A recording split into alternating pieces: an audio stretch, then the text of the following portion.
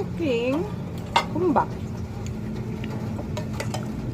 Gi-marinate ni siya.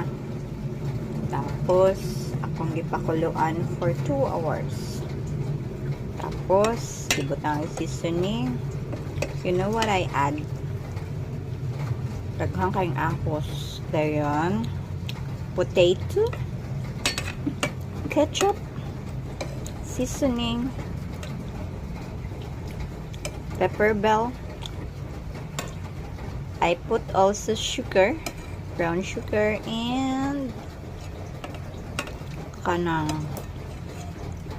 butter and Korean chili paste. Kabaw ka, purting humuka. Grabe, humuka yun.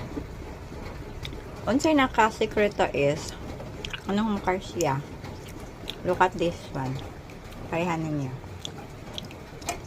Wala siya, ha? Akong ikon, ha? Ha? Ooh, diba nahiwa? See? Oh, nahiwa siya. Because, purtik yung humuka niya.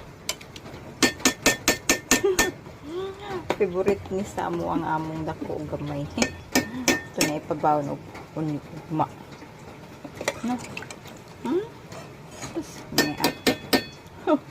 halang-halang nga humba. Nahurot na nakugkaon ako